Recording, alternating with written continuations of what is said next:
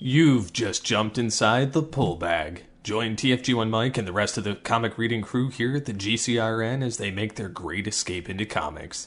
From DC, Marvel, IDW, Boom Studios, Zenoscope, and more, we have everything you want to read right here. Transformers comics? Yeah, we cover that. He-Man? Yeah, sure. DC superheroes like Batman, Batgirl, Nightwing, and Batman Beyond?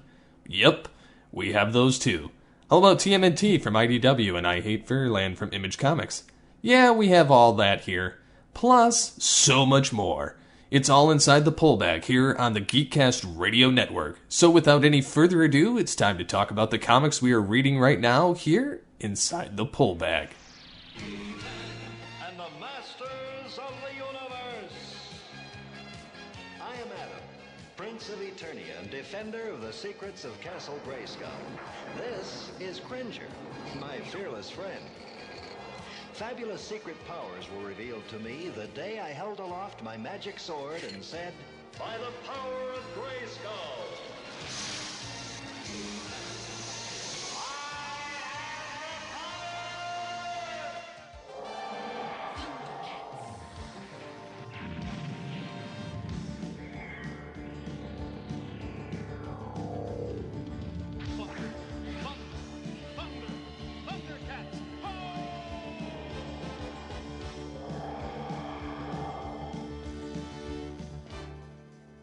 Hello and welcome to The Pull Bag. This is episode 308. I am, of course, TFG1Mike. Joining me for the first time in slightly over a year is Mr. A. Baron. How the hell are you? Warm, sweaty. I mean, I want to have the AC on in this room right now, but it's gonna be too loud. Sorry about that. I'm doing this for you people. That's right. He's doing this for you. Meanwhile, in the Chicago suburbs, we've had our first day in a long time at this point that is not 95 degrees and sweltering. It was a cool 65 to 67 degrees with lots of wind. One of the best days we've had so far. Of course, that's not going to obviously last. We're going to go back up to over 100 with heat index and be dying just like you. Yes. But we are here. It's been, like I said, over a year. Slightly over a year that we had done the He-Man Eternity War finale with issue 14 and 15. And since that time, they had released He-Man Thundercats, the first He-Man Thundercats crossover. And upcoming, they're going to be doing Injustice versus Motu, kind of like how they did DC Universe versus Motu, which we had already covered. So they're doing a whole bunch of things, but He-Man Thundercats, dare I say, this is something we have been wanting since 1985. Yeah, this seems to feels like it's coming natural. Unlike, with the DC ones, it just sometimes the characters don't meld with the other ones well. Right.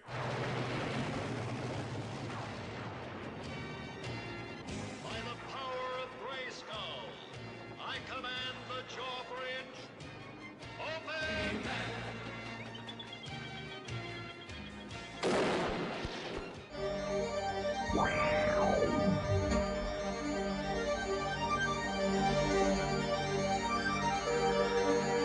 In those capsules, they're Thundercats.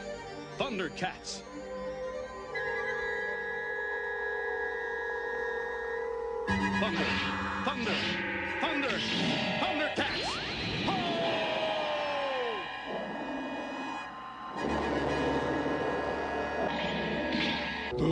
The Thundercats, they're loose. Thundercats are on the move.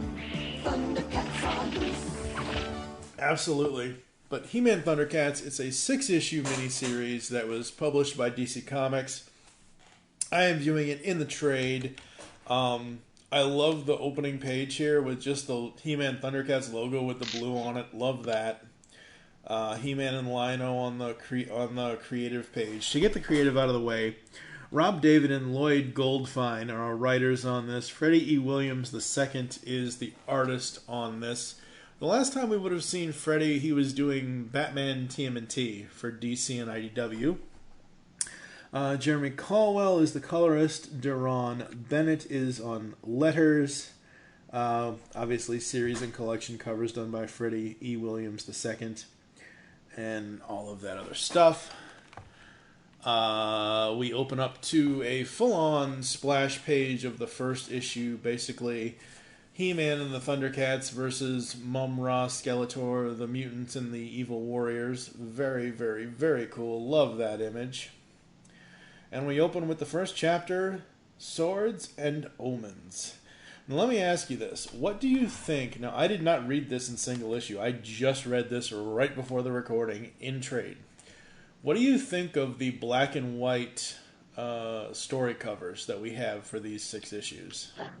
Well, with the art in general, it has this sketchy, almost bestial feel to it, and which I feel lends itself more towards the Thundercats than it does with any of the Master stuff. Right.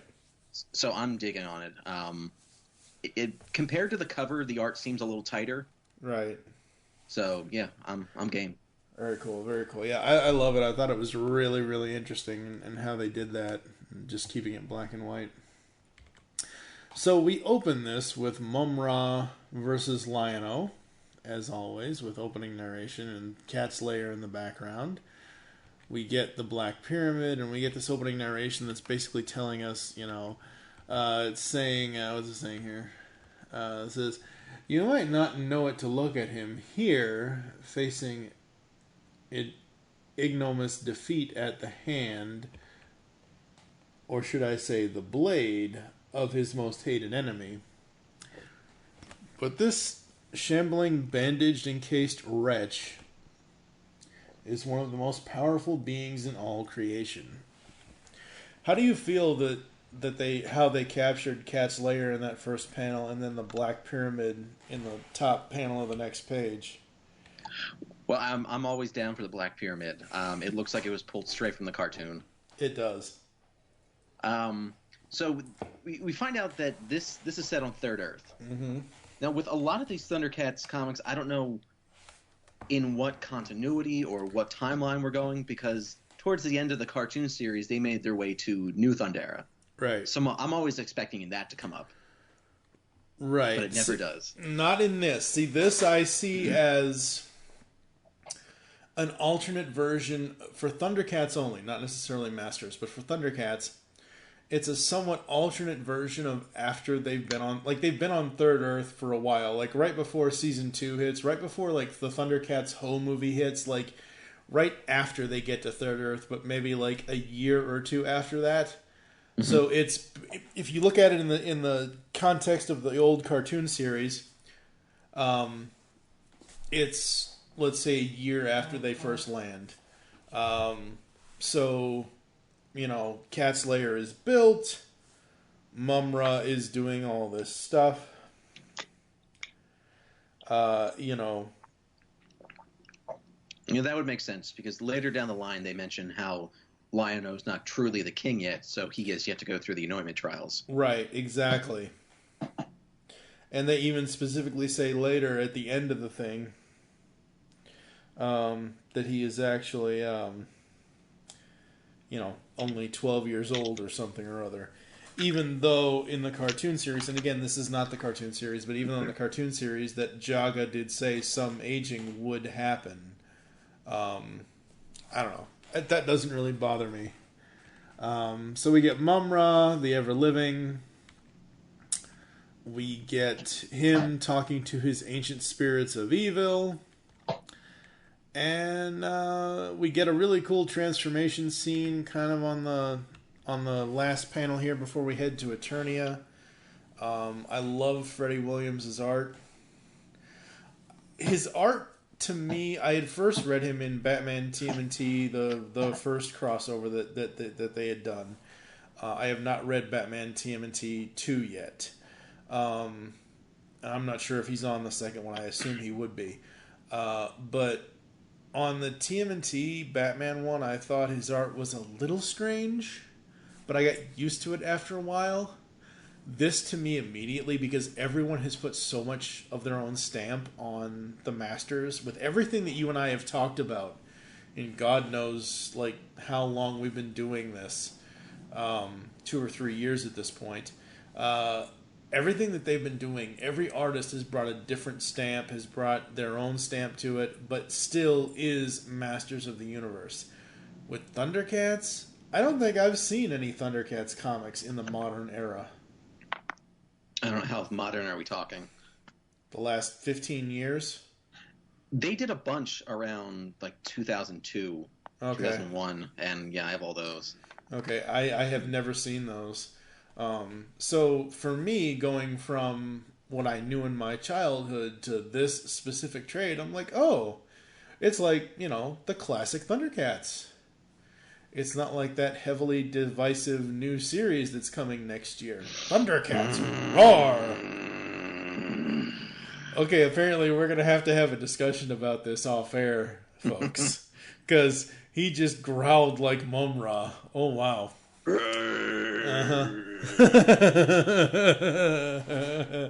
Not a fan, I take it, huh? No. Not willing to give it a shot, huh? When the 2011 series came on, I had a viewing party for the premiere at my house. Uh-huh. And that was an event. I was in tears over certain parts of that. Right. And then we get this. Yeah, that'll be in the outtakes, folks, that we'll talk about Thundercats Roar from Cartoon Network. So we head to Eternia. We head to the Palace of... not the Palace of Power, the Eternos, the King Randor's palace and all that. And Prince Adam, as always, is late. And damn, they nailed him. I mean, this whole scene of him running and being late and everything else, I love this. The palace looks great. All of the characters look great. Yeah, in a lot of the other comics that we've read for Masters, they've tried to kind of modernize them or go with the style guide for the classics figures. Here we get the classic renditions of a lot of characters. We'll see, is it this page? Yeah. They actually depict Ram Man as really short as he was in the toy rather than this hulking beast that he's been portrayed as for the past, since past 2000. Yeah. Yeah. I mean, and Ram Man, even in the show, was always a little shorter than everybody. So, very, very, very cool. So, everybody outside basically says, the skies, the gods. What is happening? And Eternia and Earth, and I should say Third Earth, are basically pulling a Ultimate Doom from Transformers, where Cybertron came to Earth. Well, Eternia, or Earth, Third Earth has come to Eternia. We get to see basically all of the Thundercats in one giant panel here. It starts with Lion-O, Chitara, Tigra, Panthro, Wily Kitten Cat, and of course, everyone's favorite, Snarf. Yeah, Snarf, Snarf, Snarf. And we even get Jaga. And okay, so I'm more of a Thundercats fan than I am a Masters fan. Right. So this is where I get really picky. Okay. Jaga is only supposed to appear to Lion-O and no other Thundercat. Okay. And here he clearly appears to all of them, and Chitara even refers to him, the fact that he's there. Okay. I understand your point, and you're right. But they do call back to it later. Of how, Lion-O even says, "Oh, you were talking to Jago, weren't you?" So they do kind of,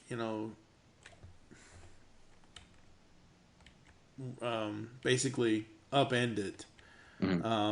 You're right. It is a little crazy that he's talking to everybody. He is only supposed to appear to Lion-O. But if I remember correctly,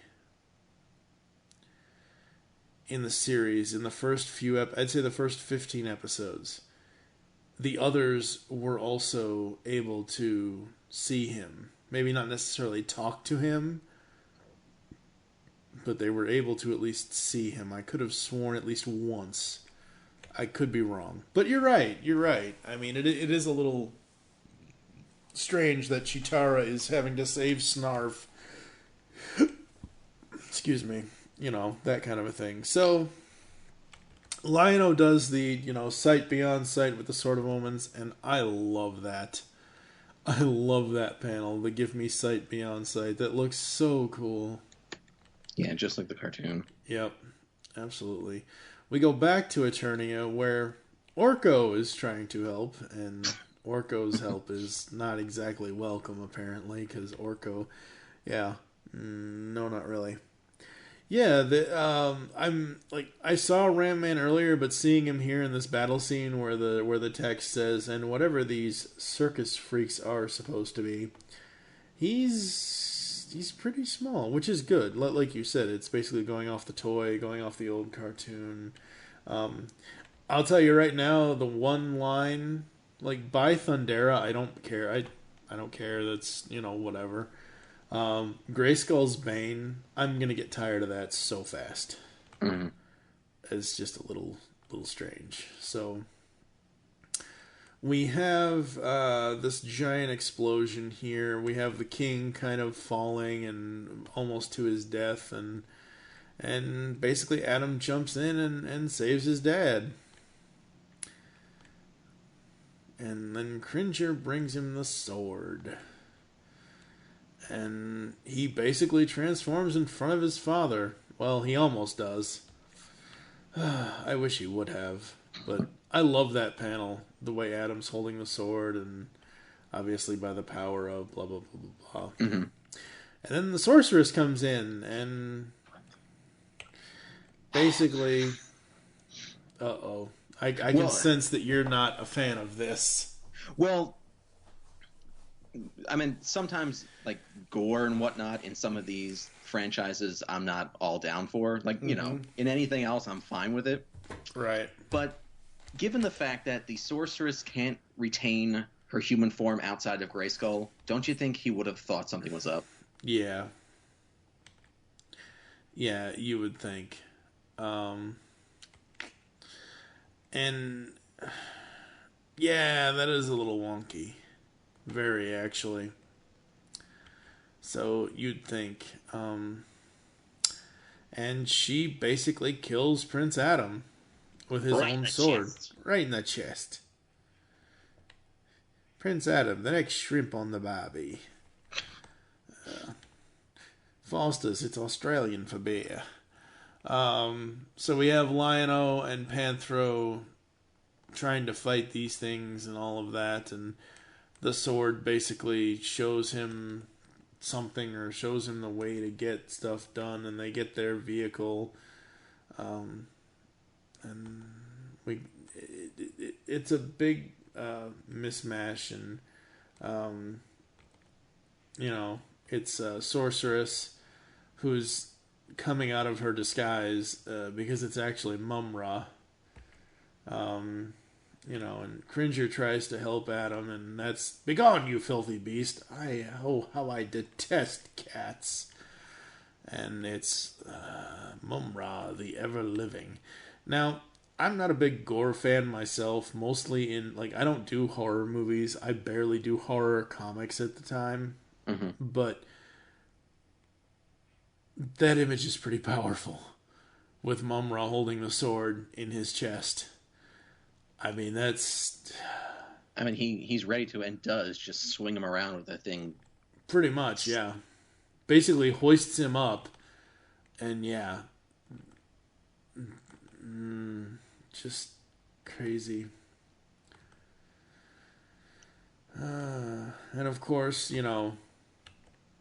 everything changes, and he says, "By the power of Grayskull." What's that, boy? Speak up.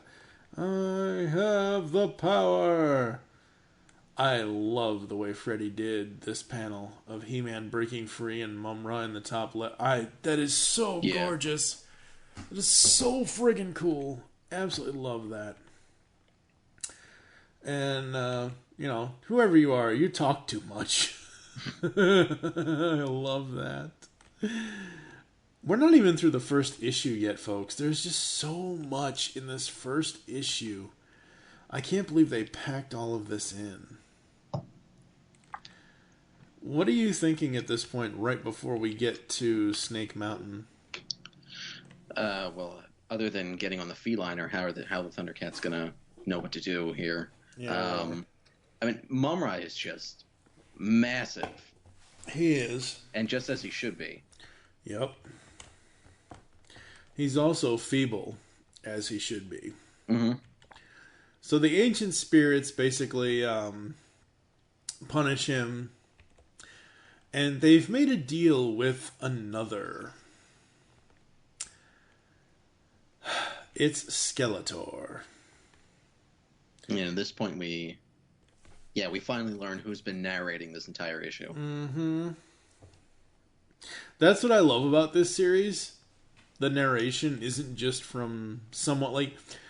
I couldn't see Tila narrating this. I couldn't see, like, you know how some stories will have one narrator and it be a different character than who's actually narrating, kind of a thing. Mm-hmm. I love that they did this way throughout this whole trade. I love that. Overall, after this first issue, what are you thinking? Like, what are your expectations? Where exactly this is going to go? I mean, I always like seeing the ancient spirits of evil showcased a little more, because I feel like they never do enough. Right. Right, yeah. The first issue was amazing. Like, normally it takes me, like, let's say most trades are 5-6 issues. Most of them are like 120 something pages. It usually takes me, I don't know, 3 or 4 hours to get through one because I can't sit here all at once. I read this within 45 minutes. And I've said this before. I said this last week. I'll say this every week on this podcast. I read the story first.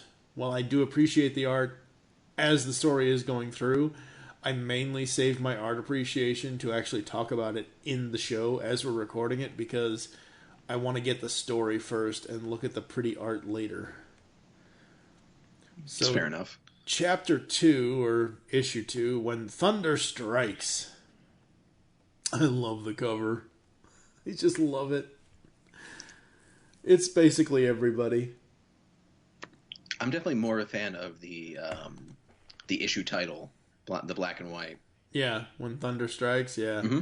Yeah, because the Skeletor thing, yeah. Very, very, very cool. With the red eyes. Beautiful picture of Snake Mountain. Basically, Skeletor has disintegrated Mum-Ra into some sort of drinkable ale, and he's going to basically drink the essence of Oh, I can't even finish that sentence. Skeletor, why'd you do that? He likes to grind up the bones of his enemies. I love it. I love what Skeletor says. Mum-Ra's dirty remains are still surprisingly quite potent. Mum-Ra's like, that's rich, you calling my remains dirty. And, Skeletor finally, realizes, so long as evil exists, Mum-Ra lives. And they have this kind of back and forth fight kind of a thing, and they eventually will start working together, but yeah, Skeletor basically has the power sword, has everything he wants, basically says He-Man has never been more vulnerable. We go back to He-Man and Randor's like, but Adam, where is Adam? Is my son safe? And Cringer, oh yeah, he's safe. Couldn't be safer. I love Cringer. I was wondering, I know the whole point of this whole thing is the fight over the power sword, but I was really wondering when he was going to turn into Battlecat. I'm glad, we'll talk about this later when it actually happens, I'm glad they did what they did, because for me, it's more emotional. And again, I'll let you do your thoughts on it when we get to it, but now that you've said what you've said so far about Thundercats, I'm not sure if I don't know if you would have enjoyed this. Mm-hmm. How they got Cringer to be the way he's not necessarily supposed to be, but, his other version of himself. So Evelyn pops in. The evil warriors pop in with the mutants. And it's an all-out brawl. I do really like the artwork on the mutants here. Yes, it looks so good. You know, He-Man's like Evelyn, ugh, among others. Like, they got slived down so perfect. Absolutely love that. Jackalman, Monkey, hell, Monkey working with Beastman is just genius. I'm surprised Beastman isn't able to control him fully. I know, right? That's what I was thinking. I'm like, why aren't you just, controlling him with your own will? Like, come on, Beastman, do your job. But we have this whole fight with the mutants and the evil warriors. I love all of this. Freddie Williams' art is great. Rob David and Lloyd Goldfine. The writing is amazing. The way this story is unfolded. What are you feeling at this point so far within this battle scene here? Well, I love how they do show off that Vulture-Man is kind of the tech genius. Mm-hmm. And he brings out these equilibrium defibrillators. Mm-hmm. And the artwork for them kind of borders between a master's toy and something he would come up with. So it gels really well between the two factions that are against He-Man. Yeah. I love when he first kind of debuts here with Vulture-Man. Tri-Jaw, Trap Clops. Yeah. Is that Bird Brain talking to us? What is it, Vulture Pants? Like, and I love that at least in this panel, Trap Jaw's jaw is purple and not like this fuchsia pink thing. So they're like you said, the equilibrium defibrillators, all of that. He-Man crushes a mace with his bare hands. They fire the things, and He-Man just, he's He-Man. He's gonna be able to absorb it all. He's gonna, be able to do everything. Evelyn starts in on it.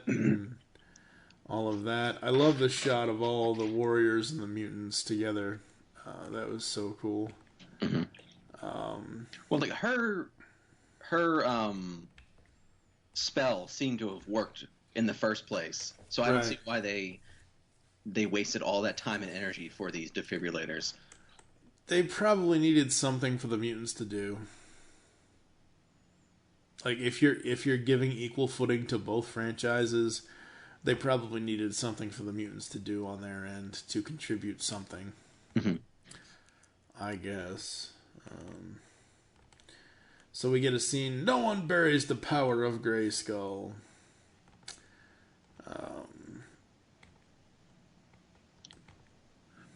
We get everybody kind of just, being beaten. And then we go back to Snake Mountain where Skeletor is going to have a drink.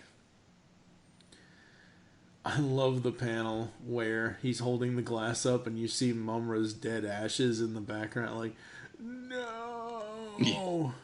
Alas, you, Mumra, shall be living nevermore.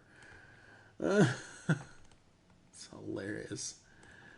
So funny. Hey, at least it didn't, melt his jaw. Yeah. Like, We've had enough jawless Skeletor. I know. That was just so bad. So Skeletor now has the power, because he has the sword, he has Mumra, and he now has a giant red He-Man symbol on his chest. And we basically get, He-Man becoming Prince Adam and gonna be dying again. And King Rendor's like, Adam? How could I have not seen this, even though the two of you look exactly the same? I know, right? And this isn't one of those instances where, Adam is built like an actual teenager. This is just like the toy. It's Filmation Prince Adam. Exactly. This is why I love this series. This is taking both franchises in the classic way that we all know them, whether it's the old toys or whether it's the old cartoon series. It is exactly how 80s children, we remember them. And they give us a very unique story to go along with it. So we get Lion-O, we get Thundercats, HOOOO, and we figure out that Lion-O was the one narrating this issue. Yeah, at first I was thinking it was Adam the entire time. Yeah.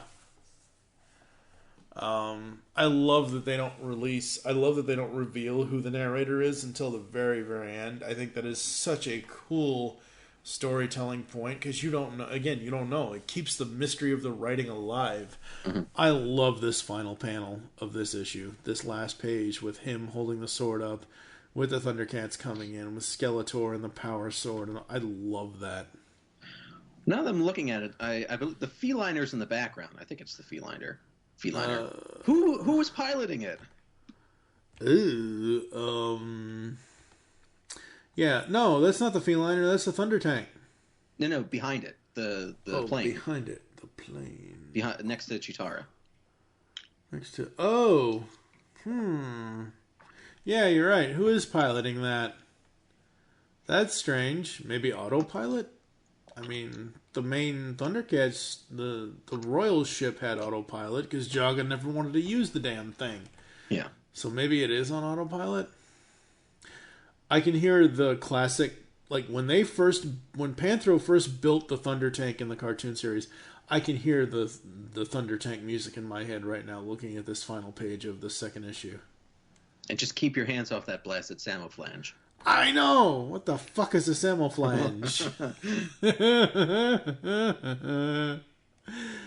Alright, what are you thinking after the second issue? Where are your thoughts lying? Are you liking stuff? Are you disliking stuff? Are you still wanting to read this if you're just reading it?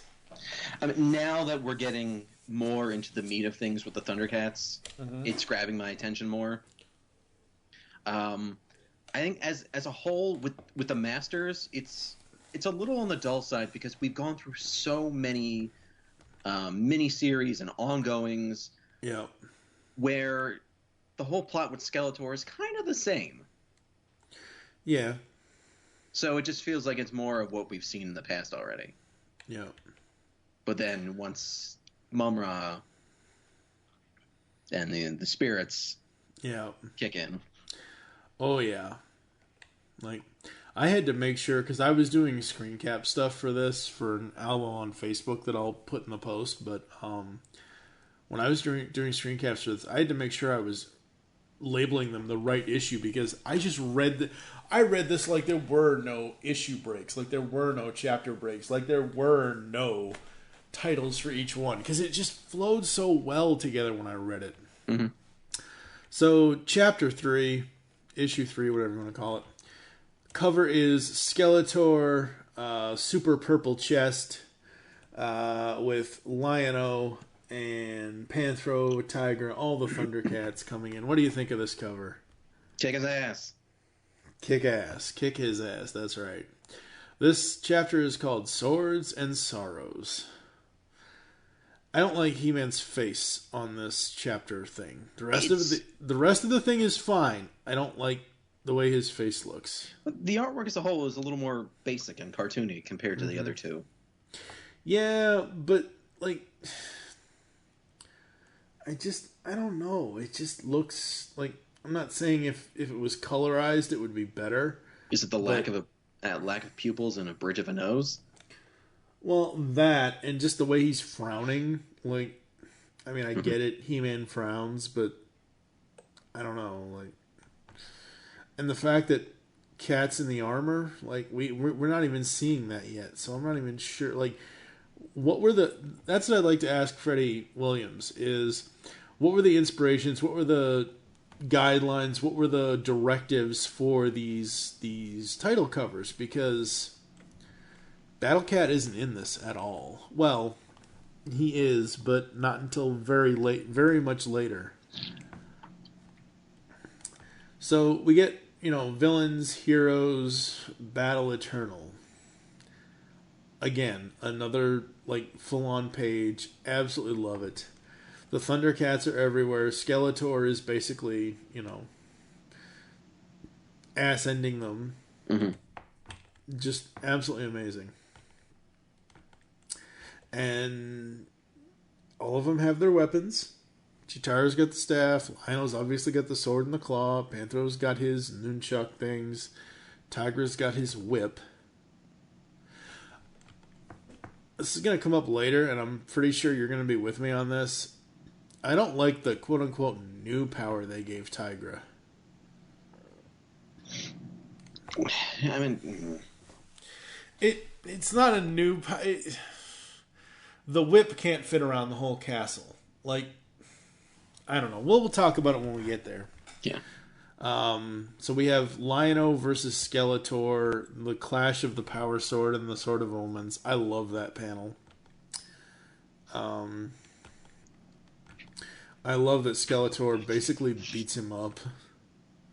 Because they're still going with the whole Lion-O's kind of inexperienced thing. He's still, as I think Skeletor calls him in this, or Mumra calls him this later, the little kingling or whatever it is. Like, he's not the true king yet. And then you have, so after he kind of gets defeated, you have the whole team coming after them. I love the designs on the team. Panthro looks so good. So does Wily Kit and Wily Cat, Chitara, Tigra. Well, this is somewhat early in the game if we're putting in the timeline of the cartoon series. I'm surprised they would have Wily Kit and Cat tag along at this point. Yeah. Like I said, the way I see it is it's 1 year after they landed. I don't know. A lot can happen within a season of an animated series. So Chitara tries to basically give him chickenpox. Yeah, wound Skeletor. You got Panthro basically fighting him, and I can so hear Earl Hyman doing this. He basically says, "Bonehead, I've got two things to say to you. 1, 2. Well, look at that. I guess I had 3 things to say." I love that. Like in the cartoon series, Panthro's banter with the villains was always kind of cheesy, and I'm glad that it's carried into this. Yeah. Because again, like I said, I can hear Earl Hyman's voice. I can hear Mr. Huxtable. Because, obviously he's Cliff's grandfather in the Cosby Show. Or not Cliff's father in the Cosby Show. But I absolutely love that. I love how Snarf tries to get in. Should we put him out? So we have basically Skeletor on fire. But he's fighting back. And we have all of these multiple moves of him basically destroying all of the Thunder. He basically runs through everybody. Smacks Chitara around, punches Tigra, punches Panthro. Almost looks like he throws the sword at Panthro, even though the sword is on his back. But just the way that the image is looking, the way the stance is for the character. Basically looks like he's going to, kill Panthro, and Lion-O comes in with the Sword of Omens. And wow. So good. Feel my magic, dark mage. Oh my God. I can so hear Larry Kenny saying that. I need to interview him again. Yeah, I ran into him once at a convention, maybe about 2 years ago. Yeah, he signed my DVD set. Oh, sweet. That's so cool. That's one thing with Skeletor having the Power Sword that I absolutely love. The fact that Lion-O has the Sword of Omens, obviously, you get to see the Power Sword and the Sword of Omens do battle together without it having to be, He-Man and Lion-O. Yeah, that trope is a little played out. Well, it still happens later, but yeah. So this issue is very much a battle issue. What are you thinking to this point? This is kind of like the middle ground issue because it's the half point of the 6-issue series. Mm-hmm. Well, he gets cut in the face pretty good. Yeah, he does. And given the history with both of the swords, I'm surprised that they both don't repel one another. Yeah, you think they would. They're pretty... And they even say later that everything is pretty evenly matched. And then Mum-Ra starts showing up again. Sort of. Lionel's like, you've teamed with Mum-Ra to obtain the power ever living? Question mark. Then perhaps he should have told you. Never look in the mirror. Yeah. Hey, mistake number 1. They're faithful to that, even though it's the wrong mirror. I know he used the sword a bunch of times, but the first time he ever faced him, he used the claw. Because he held the claw shield up to his face. Right. My phone just farted, folks. Stop feeding it beans. I know, right? Now, as a Thundercat purist, what are you thinking of this the mirror bit? I mean, that's always been Mum-Ra's downfall. So to include it or to not include it would be a disservice to him. Yep. Oh, well, you want to know who's piloting the feliner, do you? Yeah. It's Snarf. Well, Snarf was in the middle of the battle too. I know, but after the page with Mum-Ra, you fool, look away, flee! We see the feliner coming in and shooting stuff up, and it's Snarf in the pilot's seat. I'm surprised they trust him with that. I'm surprised Orko's not standing right next to him, or floating right next to him, I should say. Oh, God help us if they ever did a spin-off with the two of them. Orko and Snarf. That would be so funny. Thundercat sidekick characters roar. Just keep us away from Snarfer. Uncle Snarf. Uncle Snarf! Oh my god. That's hilarious. And any mention of, the Robo Roberto's Mexican chili, because apparently the Burbles are ethnic now. Yeah. Oh boy.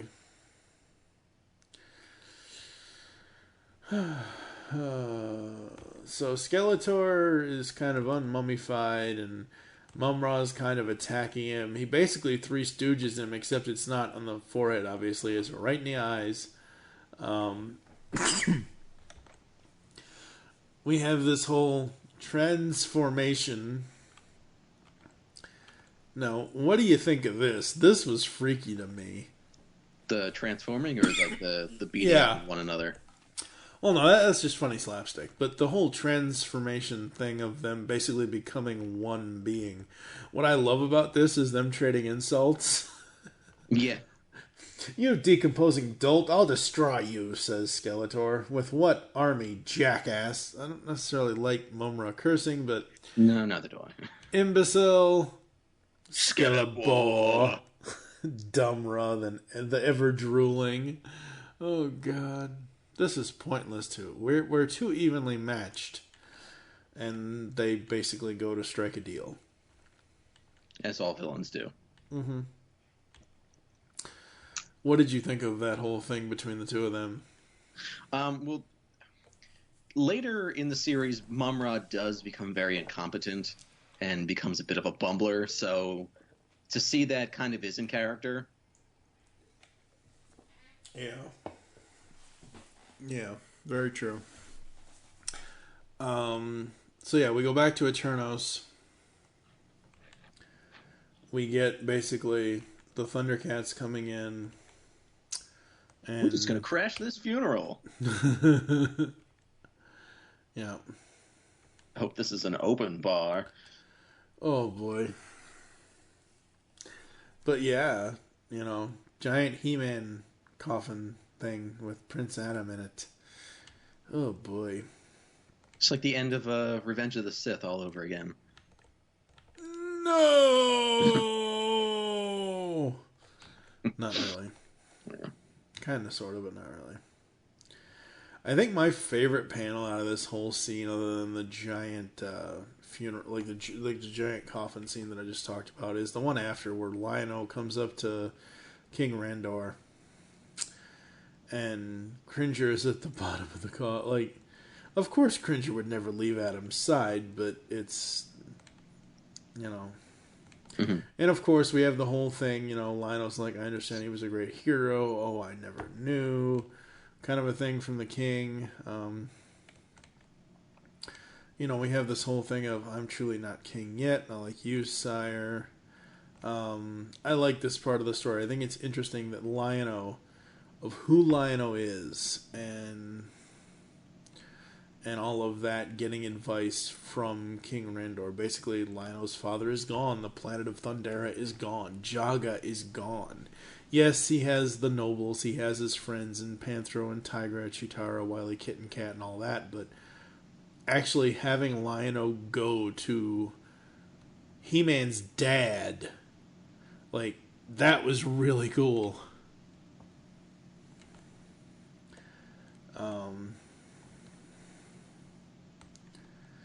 So, you know, the end of this issue is that, Your favorite catchphrase. Which is? Grayskull's Bane! Yeah. Which is basically, ancient spirits of evil, let nothing stand in your way. Bring us the power of Grayskull. So commands Mum-Ra and Skeletor. And the ancient spirits actually come to life. For once. For once. So who will stand with me and slay the dragon now? I assume the sorceress has been narrating this whole time, because that's her symbol in the final narration piece, and that's her right there. I don't know.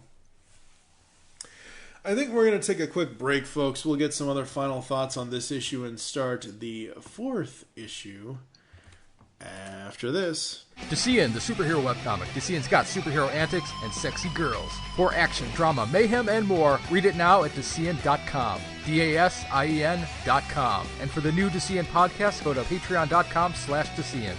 The Powers of Grayskull series will cover every episode of all 4 Masters of the Universe cartoons. Join Optimus Solo and myself, TFG1Mike, as we tell tales of Eternia, discover the myths of Etheria, become masters in space, and finally masters of Grayskull. We'll have a commentary on the Secret of the Sword film, and a few other special episodes. You can find this 125-episode-long podcast in iTunes and on the web at geekcastradio.com.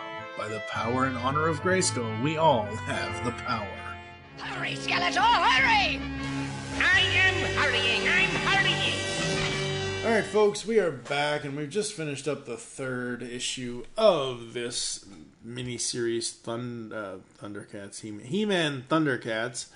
After this 3rd issue, sir, what are you thinking? I am very excited to see the ancient spirits of evil ready to wreak havoc upon Eternos. Yeah, it's gonna be fun. It's gonna be amazingly fun. And I believe you'll have to remind me, because it's been a long time since I've seen all of Thundercats. Did they ever come to life in the cartoon series? No. I didn't think so. But that's very cool. This, by far, is my favorite cover, I think. He-Man versus Lion-O. Well, Lion-O's eyes are very, very wide in this. Yeah. It's like, He-Man, my eyes are very wide because I'm really only 12 years old inside and I can't stop looking at your loincloth. Oops. All the better to see you with. My cat. My puss. Grab that puss. Oh, God. The less we hear about your puss, the better. Making Thundercats great again. Thundercats roar, making Thundercats great again. And this is the point in the recording, folks, where Adas Baron basically hangs up on me. Good night, everyone. Good night. Goodbye, Skeletor. So we start the 4th issue with more fighting, obviously, because we're in the middle of the battle. And we've got all these people fleeing and running, and man-at-arms and everybody trying to help save them. Mum-Ra and Skeletor do eventually team up and all of that. The spirit of Mum-Ra and the ancient spirits of evil are fighting everybody. I mean, it's basically an all drag-out Godzilla battle. Yeah, pretty much. We go to Thundercat camp or Eternos camp or whatever. Basically, Lion-O, Man-at-Arms, Panthro, and Tiger are here. Man-at-Arms says, "We're going to need every able body to repel these monsters, whatever they are. You ever handled one of these beauties?" Nothing so primitive," says Panthro. "You might want to consider scaling your oscillator to boost your force pattern output." Oh, boy. They gotta insert drama somewhere, folks, right? Of course. Like... And then enter Teela. Mm-hmm. And Chitara. Mm-hmm. Catfight. Get out of my head. I was just about to say that. Oh, Lord. And Lion-O basically tells Randor, "We Thundercats pledge to stand by Eternia," and all of that. And Slithe, who's being taken away, basically says, "You cannot defeat him once and for all. He always comes back. Restored, resurrected, ever living. Shut it and move it, you." One of the guards tells him. So this gives Lion-O an idea. So Lion-O takes He-Man's or Prince Adam's corpse with the sword to Third Earth. Did you think this would... Is this where you expected this to go? No. Me either. But I love that they did this. Because basically now you have He-Man, Thundercats, and Batman. The reason why I say this is because Mum-Ra's sarcophagus is essentially just like the Lazarus Pit with Ra's al Ghul. Yeah, it is. So... I mean, it would make sense because the pyramid's completely unguarded at this point. Yeah, kind of. And I love that Cringer said, "This is all my fault." Your fault? He'd still be alive if I could have battled, if I was there, but I wasn't really there. Cringer, you couldn't have. Do you really think this'll work, King Lion-O? It's a long shot, I know. But if Mum-Ra can use the twisted energies of this place to restore himself time and time again, perhaps we can use those very same energies to restore your He-Man. So they stuff the dead body in the sarcophagus, and nothing happens, and nothing happens, and then boom! Energy. And we get to the point where I said that I wasn't sure how you were going to feel about this. "There's definitely someone else here, Cringer. I'll stand guard over Adam. You go investigate." That's a wonderful plan, but Cringer, we both know that you at heart are a true hero. You're also a cat, like me and my people. What? "This is the Eye of Thundera, the source of my people's power. Let us see if Thundera's eye can unleash the hero inside you. Thunder, thunder, Thundercats, ho!" Just on this last page, with him pointing the sword at him, and it's not the power sword, it's the Sword of Omens. What are you thinking? Well, they had the power sword on the coffin, and I felt like Lion-O is worthy enough to wield the power sword, and he could have easily transformed Cringer with that. Yeah. Yeah. So the mutants and the evil warriors are looting and plundering Mum-Ra's pyramid. And then a giant thunder battle cat shows up. I can tell you have thoughts. Just no. It kind of looks cool. Okay, sure, it's not classic Battle Cat. It's mutant kind of Battle Cat looking thing with gold and yellow and red and green and all that, but like maybe give him some Thundercat motif armor. Yeah. Just don't turn him into a cat person. Yeah. I mean, I understand why they did it, but I don't know. So the sarcophagus gets blown open. He-Man escapes with the power sword. And he basically goes and tries to destroy Lion-O, and he's in a maddening rage. And Jason Todd. Yeah, exactly. Yeah. Except Mumra didn't break Adam's back, or hit him with a crowbar. That would have been funny, but no, Mumra's not that. Old school, I guess you could say.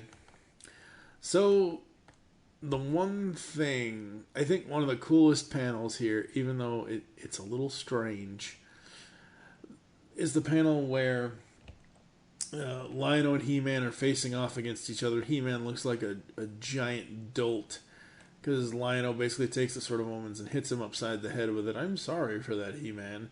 But there looks like there's blood coming off the eye of Thundera. I get it. They're in a bloody battle. I get it. Their blood is spilling everywhere, but it just doesn't make the sword look powerful at all. I took it more as like dark energy. Because in the page prior to it, he's jumping at him and the sword is covered in it. Yeah, that's true. Maybe. I don't know. So they have that, and then Lion-O gets an idea. Basically, take his sword away, give him the Sword of Omens, and sight beyond sight.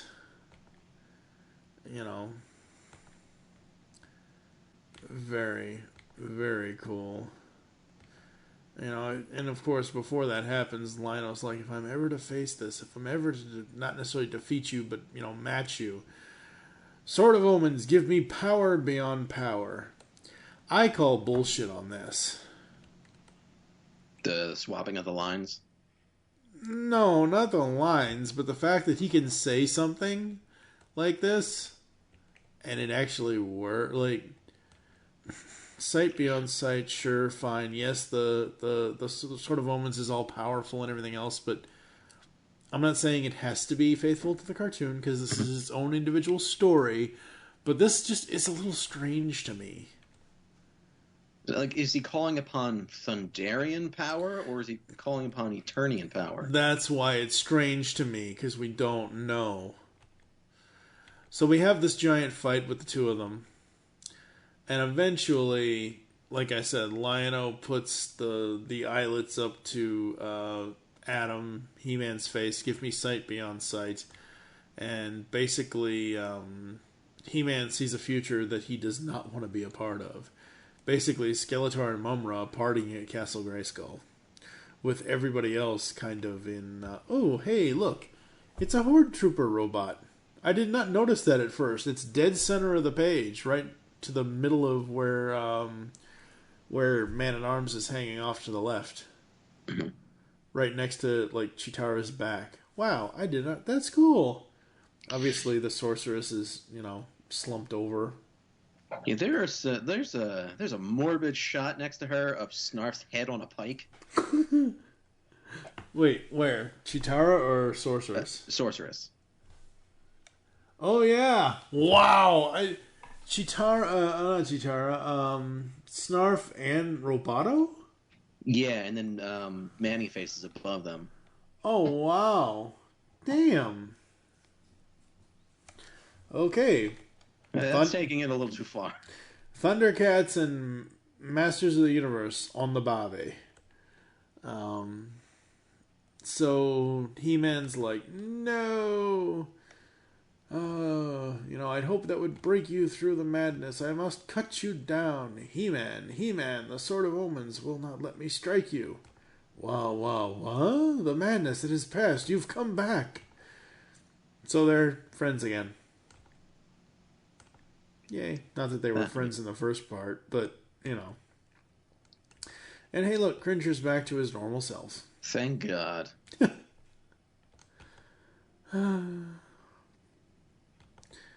So this one ends with Castle Grayskull and the Black Pyramid, and with my brave, resourceful new ally at my side, I know we have the power. I am digging this whole story. Like, every which way I think they're gonna turn, they don't, and they go in a different direction that I absolutely love. Mm-hmm. I mean, there are moments here and there which, you know, I clearly have expressed not being a fan of, but the whole thing I'm digging. Yeah. I don't necessarily know if I can go back and read this every once in a while, like every maybe 1 or 2 years in between or whatever, but this is a story that if I want like a really excellent okay, most He-Man stories aren't excellent, but most whatever. You know, this is a story I could go back to and read over and over and over again if I really wanted to. If I really needed that He-Man Thundercats kind of fix, this is where I'm going. So issue 5, The Fall of Grayskull, has Tigra on the black and white, has Mum-Ra and Skeletor on the main cover, with Grayskull in the center. We start off with, the enemy is upon us. They have destroyed our homes, our glorious city, and still they come. They desecrate our land and decimate our brave, and still they come.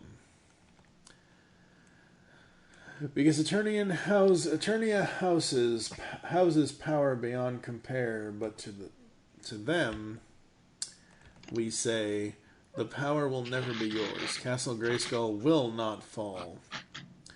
I love this shot. This is another one of those super... You got the Wind Raiders in here. You got Wily Kit and Kat on their Thunder surfboards. You've got the Ancient Spirits of Evil. You've got Orko doing his thing. King Randor and this giant Star Wars looking animal. Tops. Yeah. It's just everybody. You got the Thunder Tank with the cannon, the Eternian Blaster Core, all of that. So, what are you thinking? What are you liking? What are you disliking here? It seems like the Ancient Spirits have gotten even bigger. They have. So how in the hell are they going to fend them off? I don't know. I have no idea. Something about getting a clean shot, firing at will. I do love this little shot of all the sky sleds.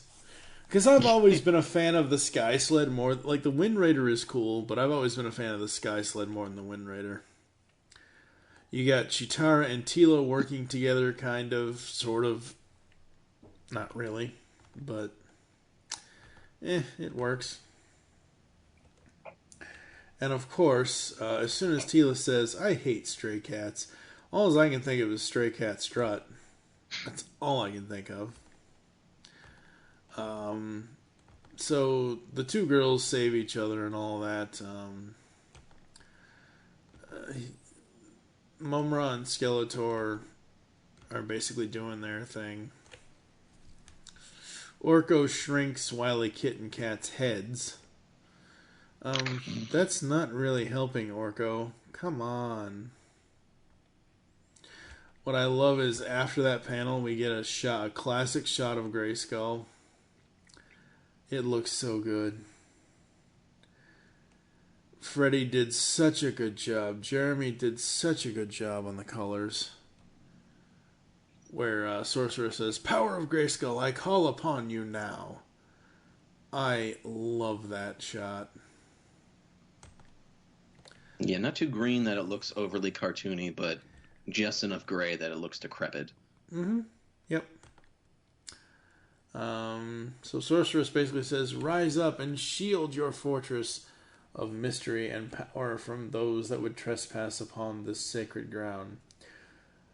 Hopefully you won't consider me less a trespasser. And your favorite guy shows up and more of an ally. By the elders, who are you and how? I am called Jaga, Lady Sorceress. Okay, so he's now appeared to everybody at this point. It's like Spider-Man taking off his mask. Everybody sees it. Yeah, but it makes sense, though. I understand what you're saying. The other Thundercats never really saw Jaga, but him showing himself to the Sorceress... Oh, yeah, it makes sense. For the story, it absolutely makes sense, and I have no issue with it, because how often do you see the Sorceress and Jaga? Never. This is like probably the first time ever. Plus, I would imagine she would have the powers to see him anyway. Yeah, absolutely. Orko, you magical menace. They just need to send him to a dungeon whenever there's a battle going on. Just lock him up. Pretty much, yeah. So they're going to fire the cannon again, and it's a hit, and it doesn't really work, though. So there's that. There's more battle. Hey, look, Ram Man's going through the sky there.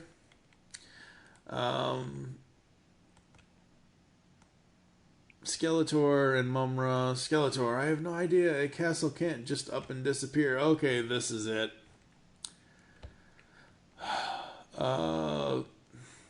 Is he alright? Tiger has the ability to cast illusions, but he's never done anything on this scale before, so he's made Castle Grayskull vanish? It's still here. Just looks like it isn't. He's never had the power to cast illusions. He has mind powers. Okay. They brought that out more so in the Anointment Trial episodes. Okay. And with his whip, he's able to turn himself invisible. Yes, I knew that. I knew the whip thing, the invisibility thing with the whip. I did not remember the Anointment. Like, again, I have to go back and rewatch the series because it's been at least 4 or 5 years since I did a watching of Thundercats, the original series. So, yeah. I don't know. It's a little weird, but it works, I guess.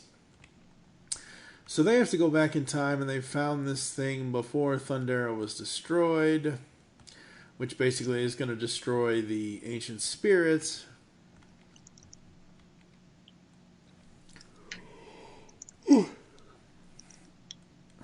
I don't know. It's all very... The Mormon Discs of Knowledge.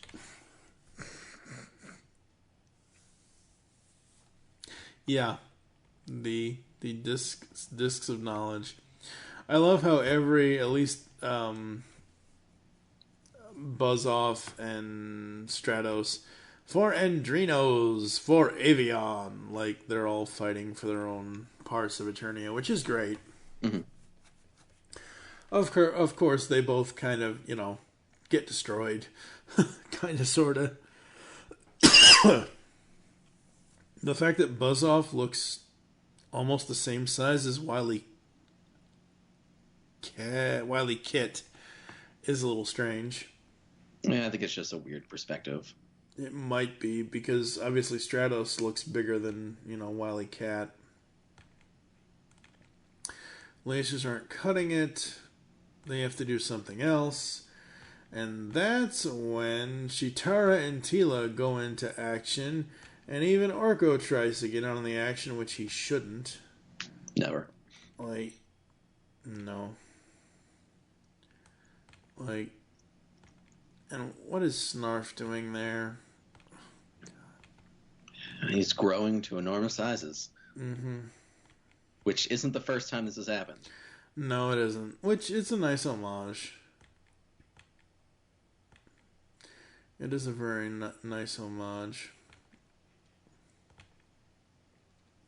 I love the panel later where Skeletor and Mumra, ancient spirits of evil, in your final dying thrashes, Release the terrible power that resides in your ashes. Okay, I could do without the rhyming, but...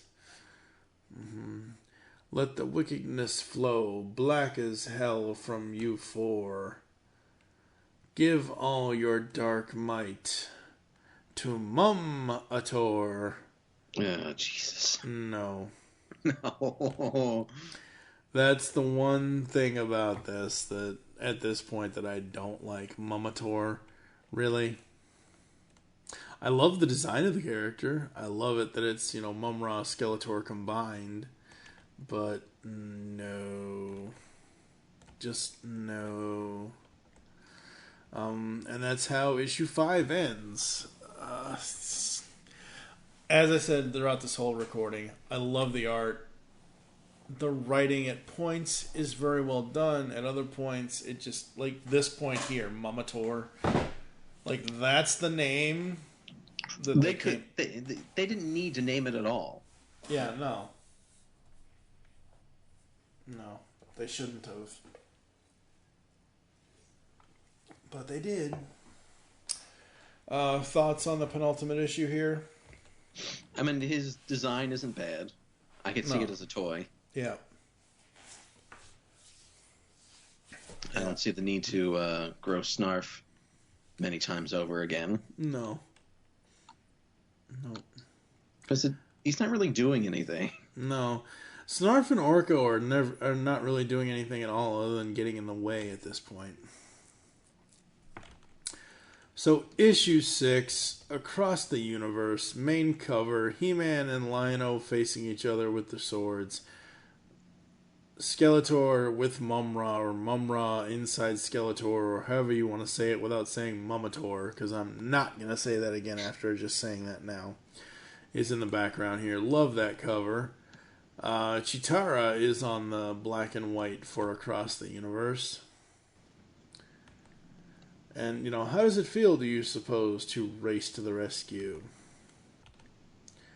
And yay, we finally have Battle Cat in his true form. About time. About time. We have a nice thing where, He-Man is coming to Randor's aid.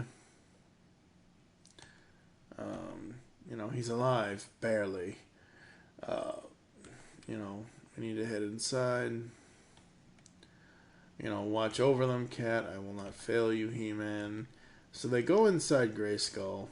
They go through all these caverns and tunnels and whatever. And they get to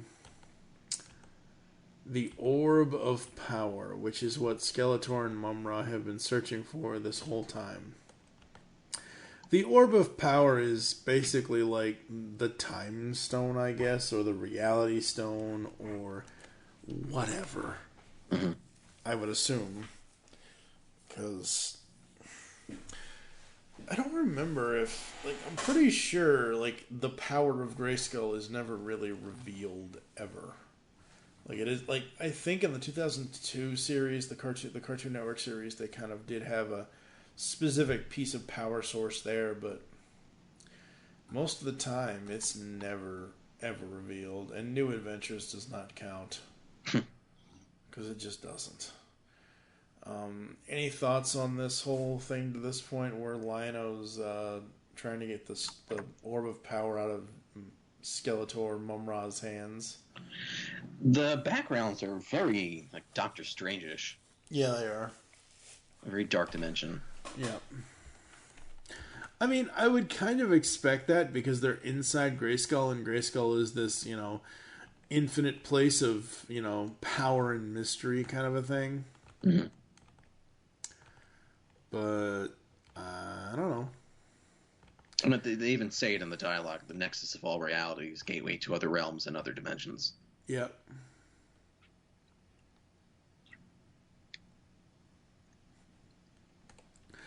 And this is, so He-Man starts talking to the sorceress, the real sorceress. She says, "You must stop them, stop them, stop them. We will, I swear." As he and Lion-O are running out, "You were talking to her, weren't you? Note to self, talking to an invisible person makes you look crazy." You think so, Lion-O? Mm-hmm. I mean, come on. But that was the callback I was saying earlier about the whole Jaga thing. So this reality will never come to pass. You underestimate the scope of our vision, our will, and our power.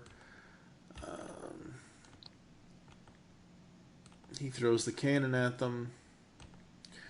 He-Man's got the orb. They're trying to get away.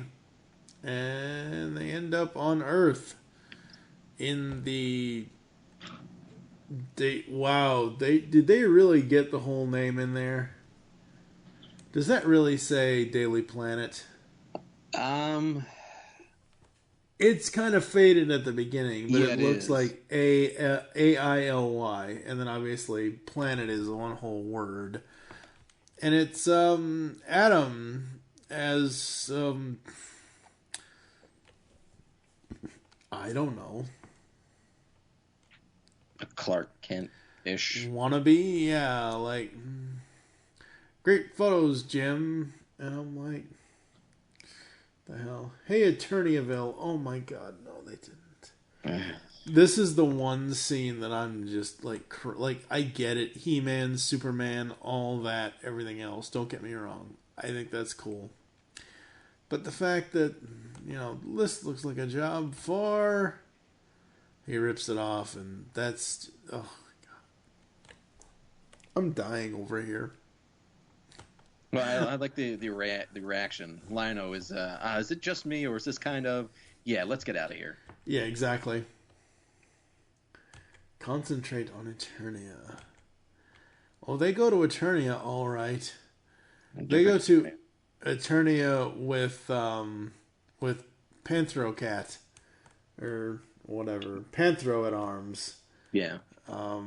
So they Cat should. at arms. Yeah. And hey, look, a Snarfo. Ugh.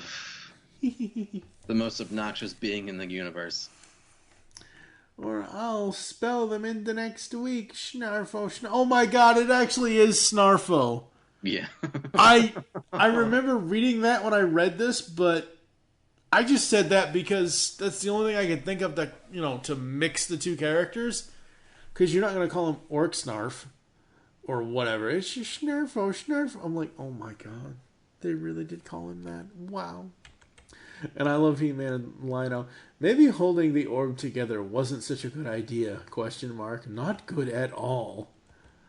There is nowhere you can run that Mum-Ra cannot follow. The orb of power will be ours. Protect Castle Cat Skull. Jesus Christ. Oh my god, no. It's the Amalgam universe all over again. Yeah, it is. It is. It's crazy. So more fighting between these two. And He-Man and Lion-O eventually get the, no, they have the sword. I have the orb. They'll bring the sword back to us. We just need to be... Lion-O, what is it? Ghosts. And we see the original boarding of the Thunder. Like, this I love. The only thing I don't love about this is King Claudius does not need blonde hair. I think he did in the original series. Did he? Okay. In the 2011, he was a redhead. He was a redhead, yeah. I remember that because Larry Kinney voiced him. So, Jaga and Claudius have a moment, and that was my father, He-Man. We travel through dimensions, Lion-O, space and time, dimensions of possibility, probability, and apparently of the past. There you are. Are we? Is this Thundera? Gods, how we've always despised this rock. So they eventually get to the point where they realize they too have to become one. God, cue the Spice Girls. Oh my god. So Skeletor and Mum-Ra have the orb. Let's see. The sorceress, indeed, why would you stand and fight your own battles, you cowardly, conniving cretin? But He-Man and Lion-O will not fight alone. Yet you do what needs to be done. We'll handle these animals. And again, another great crowd shot battle scene. There's so much in this. And this is why I love Freddy's art, is these giant scenes. You'd think putting all these characters together would be a nightmare. And it probably was, getting this drawn and colored and inked and all that. But look at this final product. Yeah, I'm noticing all of the callbacks to certain Thundercat characters, like B and C list characters. Yep. I can see Hammerhand in the background. I'm always appreciative of seeing Hammerhand. Absolutely. The Warrior Maidens and... What about Rover Bill or Robo, whatever, Robert Burbles? Oh, I see them. Oh, do you? Where? They're behind Orko. Well, of course they're behind Orko. Why wouldn't they be? Oh my God, oh wow, yeah, that's hilarious. So yeah, basically everybody else is gonna take care of all of the army. Is that Stridor? Oh my God. Yeah, they showed, like, any shot with Fisto, they've shown him with him. Okay. Wow. And yeah, like I said earlier, Lion-O and He-Man realize that they have to basically join forces because, He-Man's power is draining pretty much. So they have the swords, and I love this. The whole panel, the two swords in the upper left-hand corner. We have the power beyond power. What are you doing? No, no, no, but I was so close.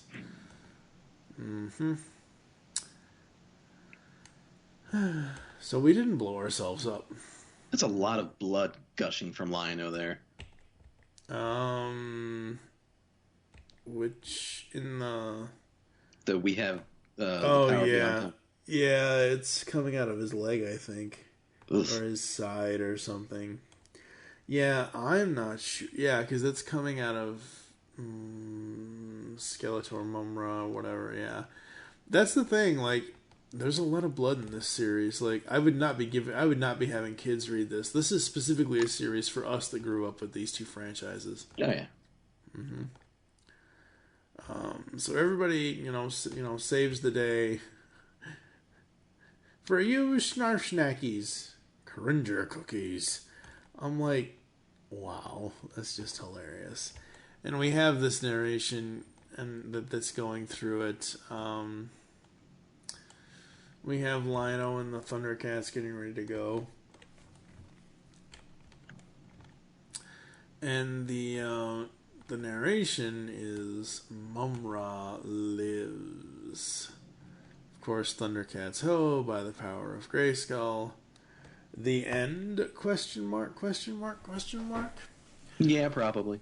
I don't know when, if they're ever, like I said at the beginning of the podcast, folks, they're going to be starting to do Injustice versus Mob 2. I don't know when, if they're ever going to revisit this. I want them to. And Man-at-Arms is holding Panthro's nunchucks. What's up with that? They gave each other something, remember? In the earlier scene when I said something about the cookies, they each gave one another something to remember them by. Yeah. I'm sure Panthro has plenty of those lying around somewhere. I'm sure of it. I love the fact that the Thundercats symbol, the insignia, is in the sky. The feline are blasting off again. This series was like, there were moments when I was reading this. I haven't done this while going through and dissecting this as we're talking about it and things. But there were several moments in this that I can point out to that I would have to go back to and find the specific moments where I actually cried in this series. I'm not kidding. This is '80s child's dream come true. Everybody always talks about, how they grew up on Batman comics, and that's great, absolutely great.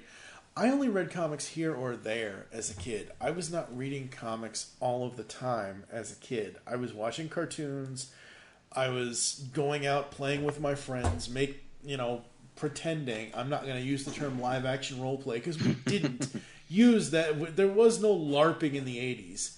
At least not in my neighborhood. We called it pretend or make-believe or whatever.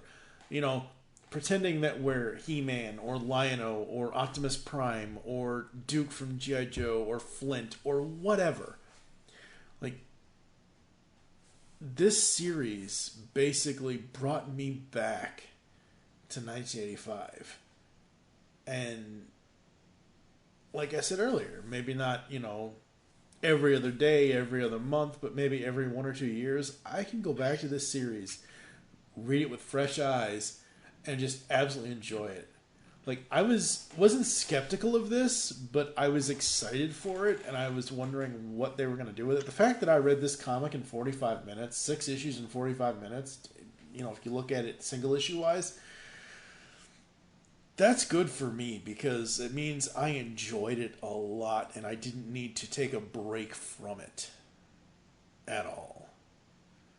Well, what are your thoughts overall on this thing? I mean, with a lot of these crossovers, I feel like they're kind of unnecessary. Mm-hmm. But this is one that people have been clamoring for years, and it worked. It so worked. It so did. I mean, there are other ones that just seem totally unnecessary. What was it, like Power Rangers and Justice League? Thank God Kyle Higgins is doing so well with Power Rangers right now. Yeah, I've heard nothing but good things about it. Oh, yeah, it's so good. It took me 4 days to read the entire series to prepare for Shattered Grid. But no, He-Man Thundercats, folks, go get it. Go pick it up.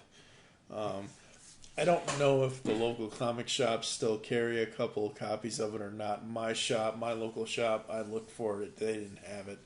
I'm sure they can order it for you. You can get it digitally on Comixology or wherever you buy digital comics. Rob David and Larry Goldfine did an amazing job on the writing. Freddie E.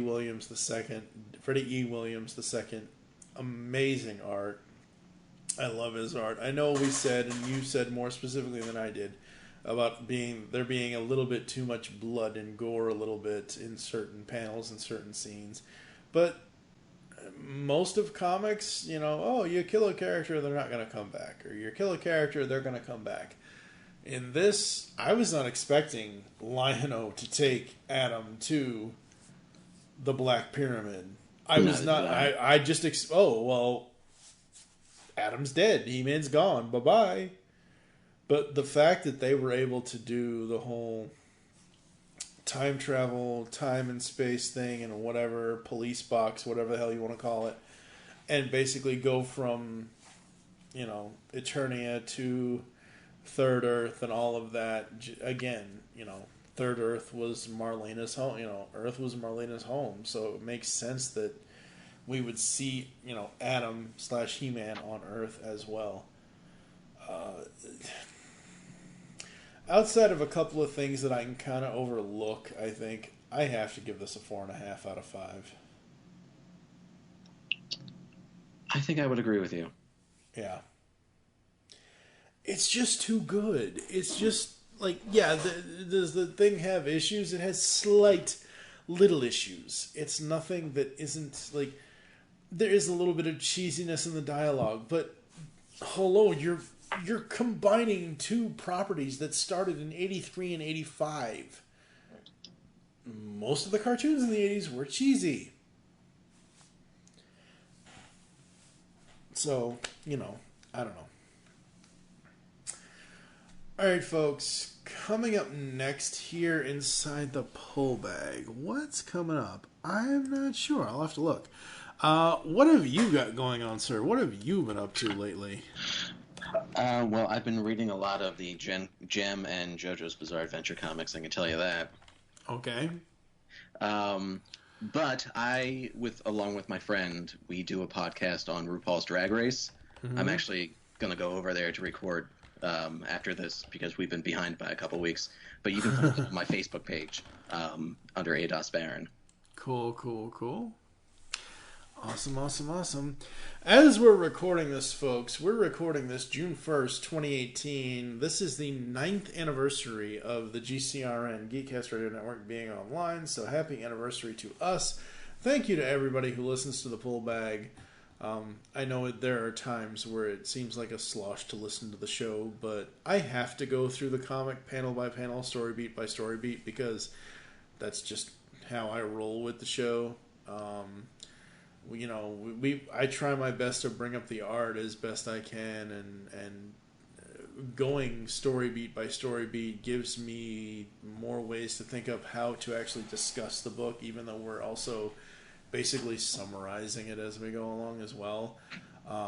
So there's that. And the fact that the GCRN is 9 years old as of this recording, and we'll be 10 in 2019, half of that time the Pull Bag has been around for 5 of the 10 years.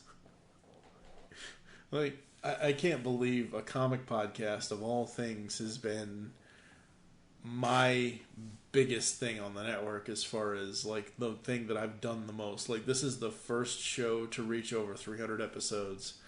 So, yeah.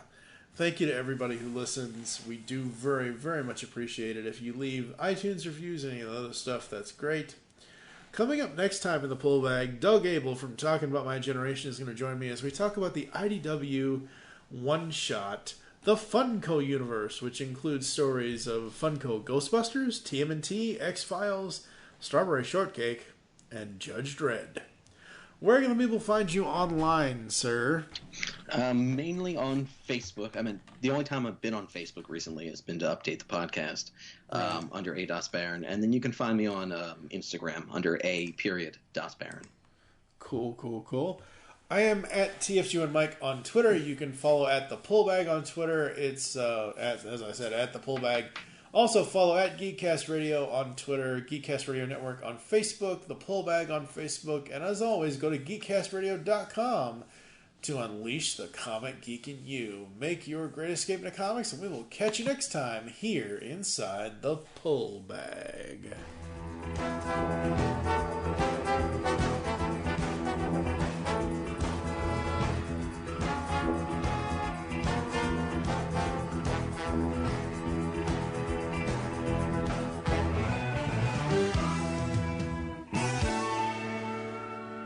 You've just heard the latest episode of The Pull Bag, the GCRN's first comic review and discussion podcast.